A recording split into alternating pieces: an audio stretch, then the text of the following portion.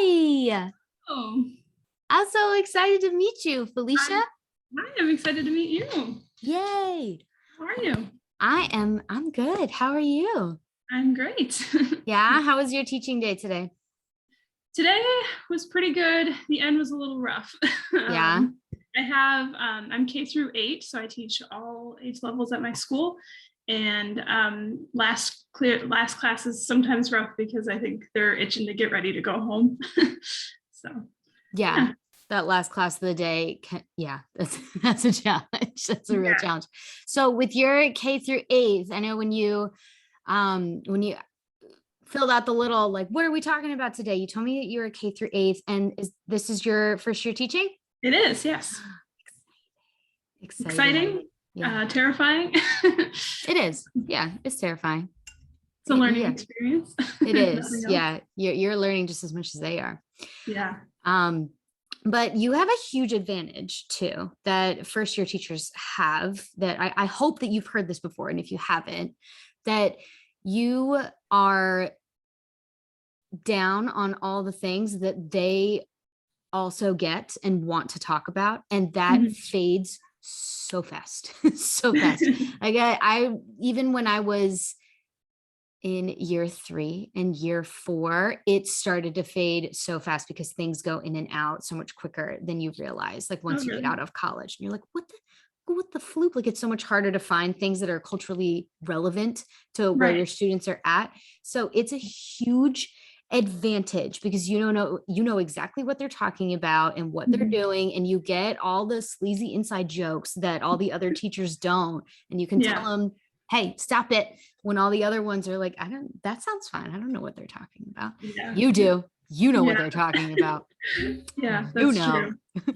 So it is hard. It's really hard to be a first year teacher because you just feel like you're learning the whole time when you're supposed to be the teacher, but it's a good thing too. It is a good thing too. They're getting just as much from you as you are from them. So don't ever forget that about your first year teacher experience. I wish that I felt that more when I was in your seat being a first year, because it is like every day is hard. It's Yeah, survival mode, and it's okay to it be in is. survival mode. It's Yeah. totally okay. That's how everybody feels. So it's a universal feeling. Yeah. And I was hesitant about even accepting this job at first because I studied to be a high school teacher. So, because the Spanish degree being K through 12, they put me with the secondary cohort most of the time. So I Yeah. studied, to do the older kids. And then, this job came up and I was really interested in it because I worked with younger kids before that. I didn't really get to pick whether I was with the secondary people or the elementary people. So I was like, I don't really know where I fit. So when I took this elementary job, I was like, oh, this is going to be different from what I am used to in college. Not so much. I had done some tutoring with younger kids before then, but I was like, yeah, this is going to be crazy, and I don't know what to do with younger kids. And the other thing that really enticed me to this was that there was really no set curriculum. I would have, a lot of control over the curriculum, which was enticing, but also daunting because I was can I do that as a first year teacher? Like they trust me to just make a whole curriculum, in addition to trying out my own strategies and teaching instructional strategies. So that's been a lot to try to come up with curriculum and teach it and prepare for 9 different classes, really. 9 different age groups. Yeah, and what you're working with too is a double-edged sword, and it feels good to be able to have that much I call it creative control, but with your curriculum to have that much control over what you're doing. But it is a very double-edged sword because I mean, at the same time, you're also probably pretty isolated. I mean, who else are you going to talk to who's in a K through 8 teaching situation? Very few, very few. And so tell me, how does it feel working with the age groups that you are working with? What are you experiencing? What do you like? Which age groups are working the best? Where are you finding snags? It's definitely up and down. At the beginning, I was like, I feel very comfortable with the junior high kids because I was more closer to high school training with that. My student teaching was in high school. So I was like, okay, I'm vibing with the junior high 6th to 8th graders. They were my peak, I think. I was doing really well with them at first. And then it kind of dropped off at some point, and I was like, wow, these little kids, like I'm doing really great with them now. Like I'm learning more how they work. So it's really been a challenge when I had to choose who to be observed on. I chose junior high because I was like, well, that's going really well. I'll choose to be observed on junior high. And then right before my observation, like my engagement dropped. And I think some of it was external factors, but some of it might have just been, I think something that's hard for me is I like consistency. I like to, okay, every Friday we're going to do the same thing to keep a routine. And I do some reading on teaching that says, yeah, okay, kids enjoy routines. They like structure and routines.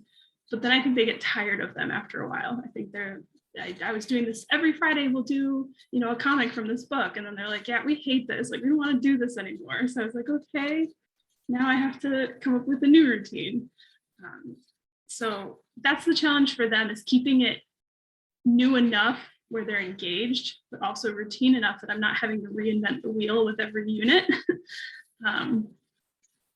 So that's my struggle with the junior high, is just keeping them engaged, but also keeping a routine. Yeah. The little ones I don't see as often, so I don't have to prep as much for them. Right now, what I'm doing is total physical response with them. So just all of the movements and learning the commands.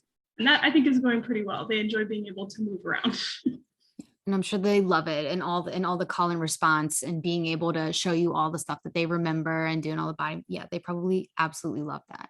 Yeah. So I'm more familiar with junior high and especially high school, because that's my specialty. With what you're experiencing with routines, try this on for size and see if it helps you. Every human likes routines, and kids especially love routines. I think the younger the student, the more they like very, very structured routines. Like I have a son who's 5 and he adores routines, and he cannot, but he also likes to choose a lot of things. That's a personality thing. But at the end of the day, like, he's got a bedtime routine and he does the same 5 things. He doesn't do them in the same order every night, but he has to, right, in order to function. Honestly, so do I. Yeah.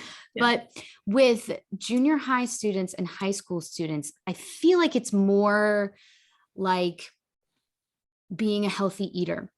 When you're learning how to be a healthy eater, I know when I was trying to change some of the things that I was eating and switching some of the stuff in and out, I wanted a structure and a routine so that I didn't have to come up with things on my own all the time and feel that anxiety of, what am I going to make every day? And then, is this the right thing that I'm doing? And then, in 3 or 4 weeks, I'm going to get the results that I want from it. At the time I just finished it, but I was training for a marathon. And with your kids, they want the same thing. They want the structured routine that you're talking about. And so do you, because you want to be able to fill in those time blocks really well with stuff that makes sense for them, that you also don't have to reinvent the wheel all the time for your million preps.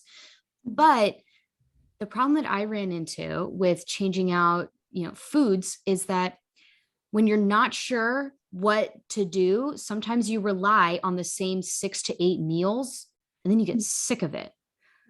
Maybe your students are experiencing that too, but that doesn't mean that they don't like routines. What you want is that nice balance of an overall structure with spice in between the groups. So you still, like, if you go back to the food comparison, you have that same structure of, I don't follow this routine, but let's just pretend, like 5 meals a day.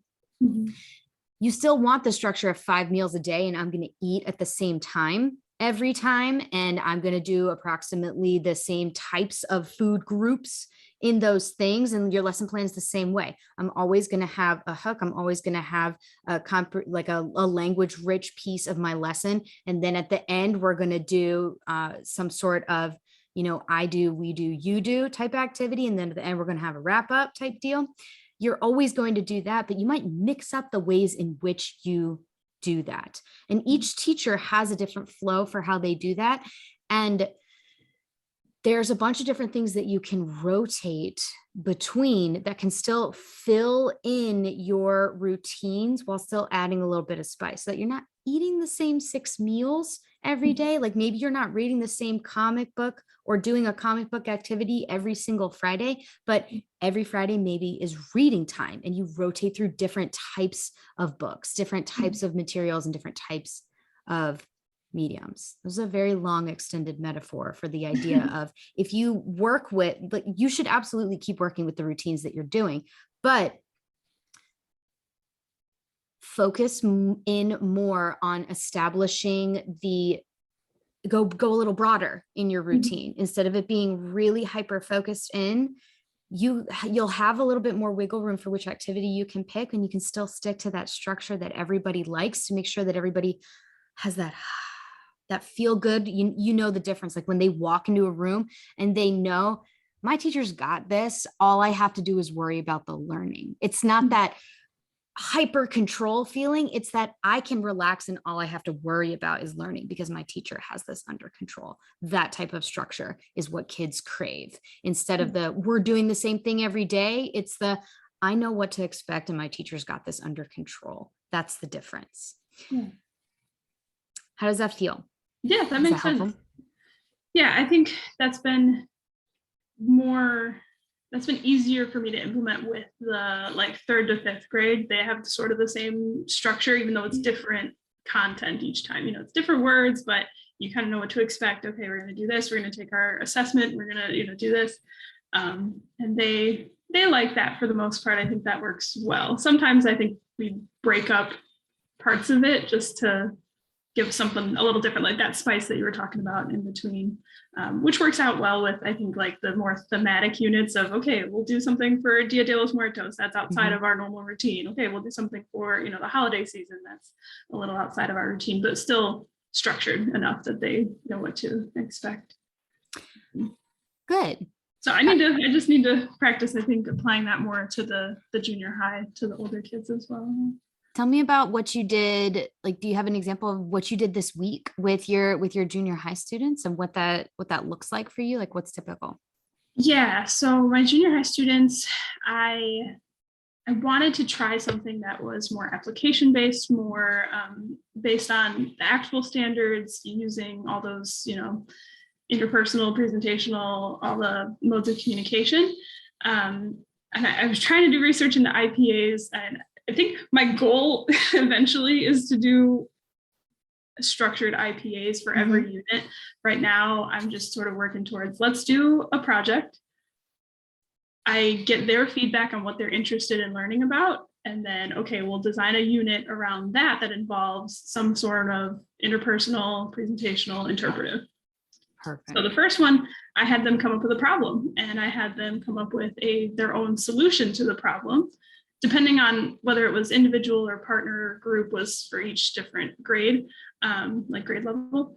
But so that worked actually pretty well, where they got to do some interpretive, they did some reading on the problem, got to come up with some solutions in Spanish. We brainstormed together and kept a vocabulary list that we added to every day. And they had an interpersonal sort of conference with me where I asked them questions about their problem and their solution, and they had to talk to me in Spanish. I was going to let them do presentations, but I think it was a little too soon for them with their proficiency. Because another thing is, of me being a first year teacher, I came in not really knowing what proficiency level they would be at all, or what they had done with their previous teachers. So that was like our first one. I think it went well, but I think I expected their proficiency to be a little higher than it was. So I think it was a little ambitious.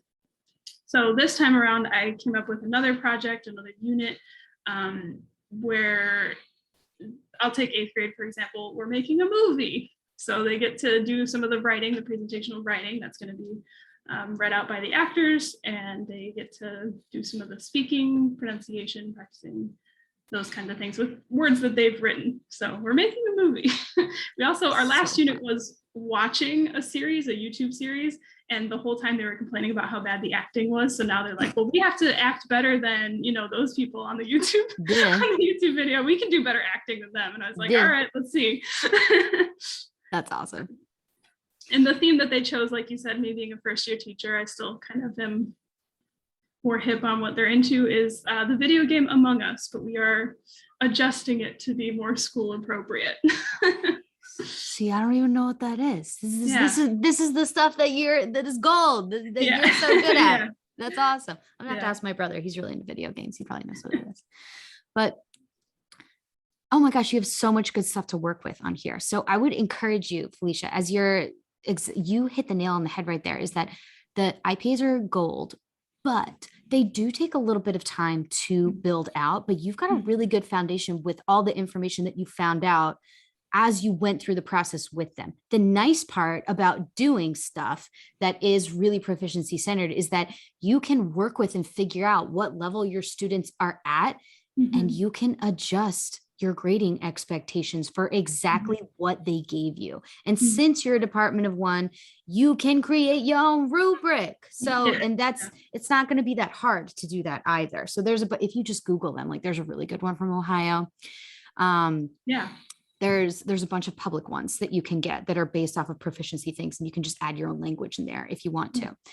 So with what you're working with built-in proficiency, all the different modes that you're on, you also can take what you did this year, and I would encourage you to keep it and then build on it for next year, because that's getting into that habit is really how you're going to save time. Because right now you're in survival mode, and everything that you're doing is like research and development for what's going to work really well for your curriculum next year. So in your assessments, you figured out already, I thought my proficiency levels were probably a lot higher than they actually are. Newsflash, we all do that. Every single one of us, like no matter how many years of experience that we all do that. And you can design your assessments the same way that you have been doing to account for that by you putting things on your rubrics like and you can use the rubrics for maybe more than just one assessment, like 4 points for I understood the question, I was able to respond to it in a complete sentence with minimal hesitancy, things like that. Then you don't have to reuse it all the time. And then 3 points would be something like I understood the question, I had to ask for a clarification, and I gave an answer with maybe just a memorized phrase. And you can go off of all the performance indicators for all of that. With what you're doing with the movie, that's genius. Your kids are really going to love it. And you can also, I would encourage you to build out the rest of that too, because what you're doing is a lot of work in this project. So you can take the same skills that you're working on in creating this movie, and if it works really well, you can find another YouTube series and maybe even do it just shorter or expand it out further so that you have to do less work with it. You asked about how to get students using more of the target language with with everything that they're doing, right? And with your junior high kids, and then even with your K through sixers, what you can do is teach them, it seems to me like what you can really do very quickly to introduce a lot more target language with everything that you're doing is that you've got all of these great pieces in place. You don't have a curriculum really yet because you're building everything.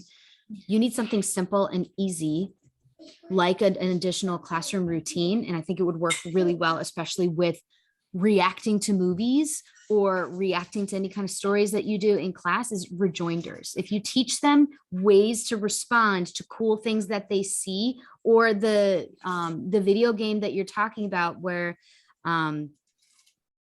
what's the premise of Among Us?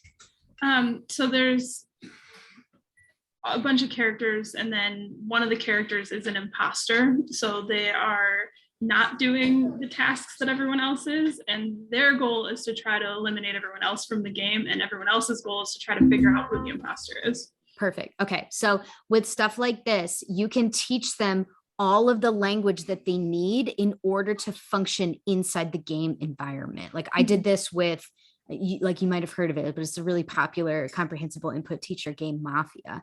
Yeah, and we do that. Yeah, that's what my 7th graders are. We're making a movie about Mafia. Yeah. Do the same thing with your Among Us. Like, he's the imposter. She's the imposter. He's not the imposter. She's not the imposter. And that's your vocab list. And that's all you learn about, because everything that you do is going to be translatable skills for something that they do down the line.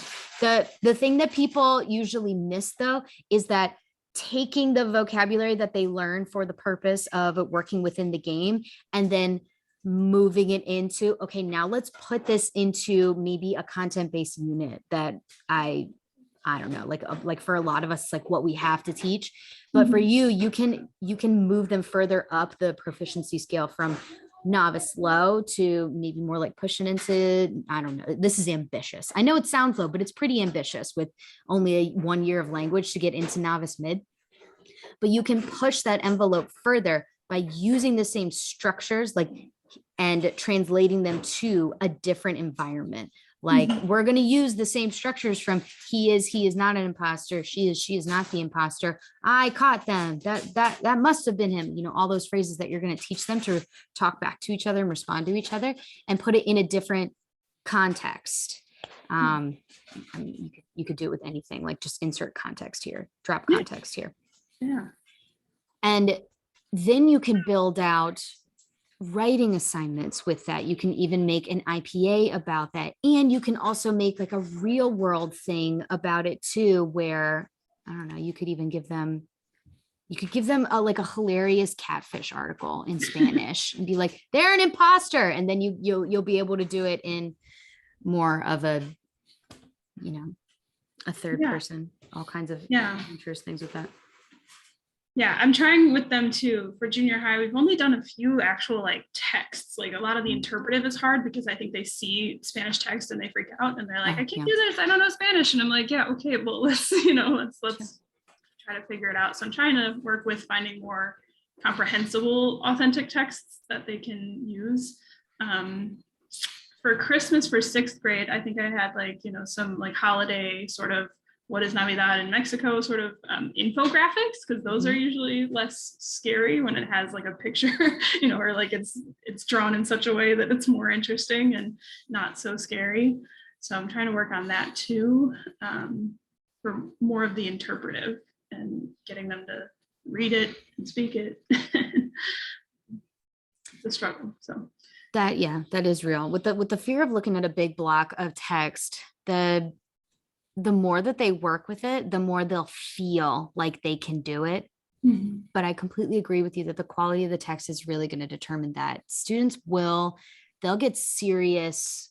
They get like newspaper shock if it looks like a magazine or a newspaper, even if there's a lot of stuff that they can pull out from it. If like, you can try a couple different things with this. But I would also suggest something that you might want to add to your repertoire is I used to write stories about my students and make little paragraphs about my students, like with a picture with it. And it, you know, it only takes 10 minutes because you can write something quick about a student in there. And that's a really good way to introduce like stuff that you write. They know that you've got their back. So they're very comfortable with, you know, you whipping out something from a copier and throwing it in front of them. And they look at a big block of text. They're like, oh, okay, my teacher made this. Like, I'm ready for this. And that could help to, you know, lower the effective filter a lot. Looking at a smaller block of text, maybe something that you wrote, but, you know, don't spend a lot of time on it. And especially don't make it polished or fancy, because they're actually more likely to look at it, read it, and go through it if it's looks like you did it in Word in 5 minutes, because then they're like, oh, okay, it's like this is approachable. They like that. They like that kind of stuff. That's a good idea. Yeah.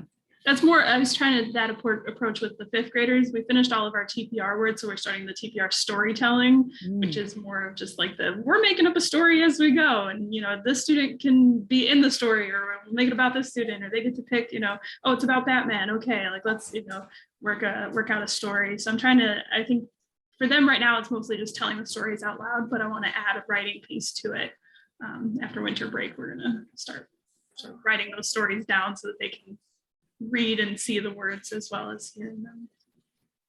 That's exciting. It sounds like you're doing a great job. Like you got all this stuff lined up, and that you're building out a really good program. So I would encourage you to just make sure that as you're working through it, remember that in survival mode, not everything is your priority. It does feel that way because you're starting from scratch, but not everything is your priority. You do not need right now perfect assessments, because your students will tell you which ones are the good assessments and which ones didn't work. Like, just as you figured out, it's not worth your time to spend. I mean, it took me and a team 3 days to make a fully fleshed out IPA, like 3 full curriculum days to make a fully fleshed out IPA. And we still ended up, after student feedback, going back and tweaking it. It's like, that's just not worth your time right now as a survival teacher. So do exactly what you're doing, where you're working on the, like, this is my building year, and next year will be my intermediate year, and then third year, if I'm still at the school, this will be my advanced year. But if I'm not at the school, I can still take everything that I did with me on my super precious Google Drive and take it on with me to the next place. But it's all about building. You're building the first level here. It's cool to have a half-done assessment that you get a ton of feedback from your students, because your students will give you the absolute best feedback. They will tell you right away whether something worked or not, either in their own words, or you will see it on what happens in the test scores. Yeah. Really appreciate that. It's, you know, like you said in your email, it's just sometimes you just need to talk to somebody who gets it and get feedback. And like, I am a department of one. I don't really have any other Spanish teachers or any other K to 12. Well, I guess the music and art, they see everyone too, but completely different realm. And mine's more lumped in with like academics somehow too. Like, I still have to go to parent teacher conferences and do a conference with everyone. Art and music does not. So it's like, am I a special? Am I an academic class? Oh, I know, right? No Nobody knows idea. what to do with us. Yeah. Nobody knows what to do with us. Yeah. They want the rigor of an academic course, but they also want the loosey-goosiness, I guess you can say, of an elective. Yeah. It's a weird environment. But here's what you need to know, and that is where you fit for your students. You are, the reason why nobody knows what to do with you is because you are a skill, not a subject. And unfortunately, that's exactly the way that art works, and that's exactly the way that, you know, physical education works. Like, if you're learning a sport, is that everything that you're doing is really muscle memory, but it's brain muscle memory. Like, we cannot teach language the same way that you would teach history. And there's nothing wrong with the way that people teach history, right? It's just that you can't memorize facets of language and then expect students to be able to communicate. Like, the two skills don't translate. Like, I'm living proof of that. I had A's my entire language learning career, and then couldn't speak to the people at the embassy applying for my passport to go to the Dominican. Like, it doesn't translate. The skills don't translate over. So what you're trying to do is, you're coming from a background of helping students learn facts about language, and you're moving into teaching them how to communicate and function in a communicative environment, which is a totally different skill. It's a skill. So that's why people don't know what to do with you. It can be weird. It can be I feel weird. you on that. Yeah, I definitely learned a lot of facts and grammar facts and all those things when I took Spanish, and I'm trying to break out of that and, like you said, make it more of a skills base. So and there's nothing wrong with them. They're helpful, right? They're helpful. It's just, it's not the goal. Yeah. It's not the goal. Yeah, I had my sixth graders, just one more quick activity to tell you about. I had my sixth graders, I made my own airport schedule and gave them all a ticket. Like, they chose a country to research and did all this stuff about their country first. And then I had them pick an airport in their country, made a whole airport schedule, hung their posters up around the school. So they had to go find like their country, their airport, and get it back to the classroom in time for their next flight home and all that sort of stuff. And that was really fun. Like, more of that applicable skill of, how does an airport work? What is salidas? What is llegadas? Like, they're like, what is demorado? I'm like, your flight's been delayed, sorry, you know. And, you know, trying to give them more of a realistic, what is life like trying to speak Spanish. So that was that's so cool. That was keeping my really tool bag fun. for next year. Oh yeah, that's so good. Yeah, you can like keep all the signs and stuff. And you know what the best part is too, is that the most fun part that you'll get to realize, that you are realizing too, is that you're like, your class is the event. Everything about your class is the event. Like, the most fun I used to have was the whole bathroom exchange in the first week of class, when students realize that, like, you're not going to let them out of the room unless they can figure out how to ask to go to the bathroom. And watching them go through the language processes of baño, baño, like, that's where they start, right? And then by the end of the week, they get to, in their hilarious, like, for me, their hilarious Southern accents, like, Puedo ir al baño? And you're like, yeah, you got it. Yeah. Yeah. Yeah. That Senor Woolley song really, they love that one. It gets them every time. It gets them every time. Yeah. Yeah. They hate it, but they always ask for it because they need it. Yeah. They need it. Yeah. Well, thank you, Devin. I really appreciate your time. I loved your La Libre conference as well. I went to that over the summer. Oh, I'm so glad. Yeah, so I appreciate all your resources. I'm subscribed to you on YouTube, and I will continue to. Yeah, I'm so glad to hear that. Felicia, I hope that this was really helpful to you. for sure. And if so, there are a lot of first year teachers out there like you. Mhm. If you are cool with it and comfortable with it, how would you feel about me sharing this with other teachers on my Facebook and my YouTube so they can see all the questions and answers?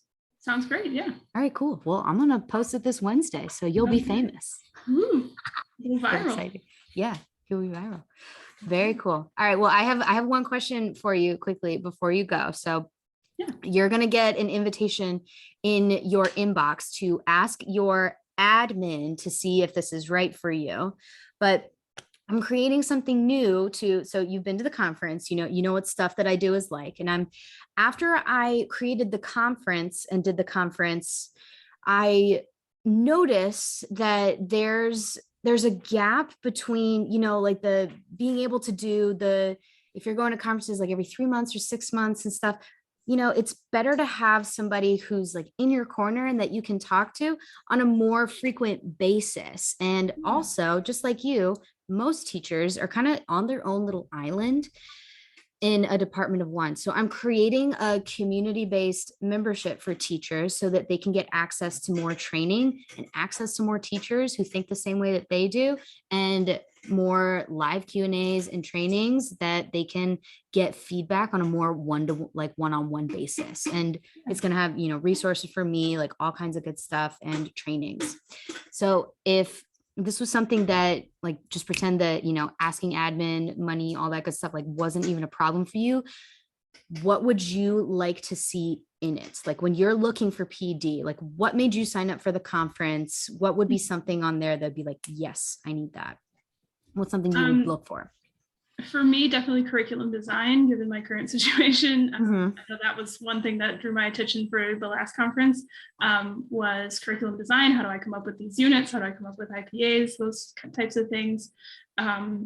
For other teachers that may be more experienced, I don't know if they have the same interests, but for me, definitely the curriculum design, and definitely practical applications for, what does comprehensible input look like in a classroom?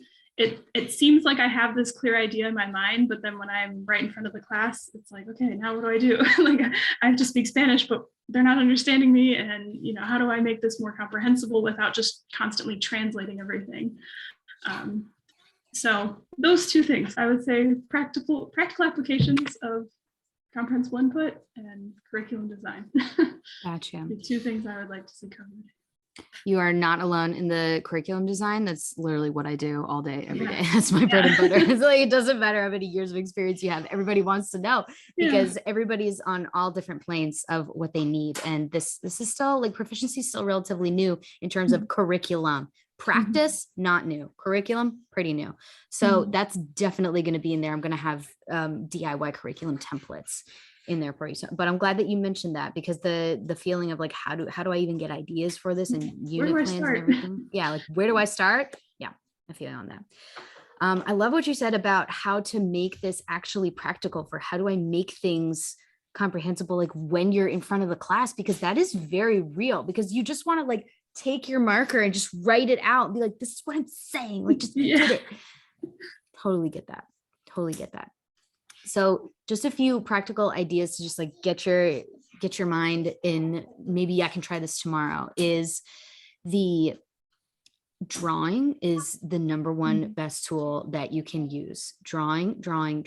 And then the crazy art of pausing, trying new words, pausing and trying new words, and acting things out works really well too, but not like you don't have to act like a bunch of crazy things out, but I would pick stuff up all the time and show them exactly what I was talking about and continue to ask questions until they give you the answer that you want. Like it's that hilarious grocery store moment, that we've all had when we study abroad, when you're looking for what you need and you cannot remember what the word is because it's so obscure. Like, I need moose. And you're like, how do you even say moose in Spanish? You don't remember. And you have to, like, you have to do the whole, like, act it out thing in front of everyone. That's like the number one go-to I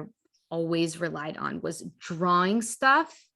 There's absolutely no shame in the game of having a wall of words behind you for the top 10 things that you're going to be talking about that day, and acting things out in a way where it's the only option is for you to, like, maybe you can use a few words in English, but not a lot.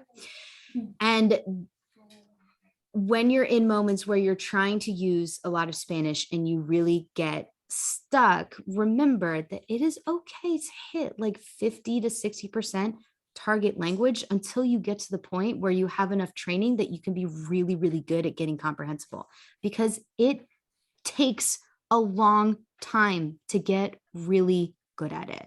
It takes a really long time to get really good at it. So if you're feeling flustered in front of your class, it's okay. So honestly, I know you want like the hack for what it is, and I gave you like 2 or 3 to work with, but I'll be honest with you.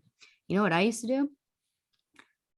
I relied so much on other people for my input because I didn't have a lot of time to master the skill. It takes a lot of time to master the skill. And I was about going home on time. So I was queen of YouTube videos. I was the queen of like showing them series like you were. I had a whole bank of authentic videos and things that I would break down for them.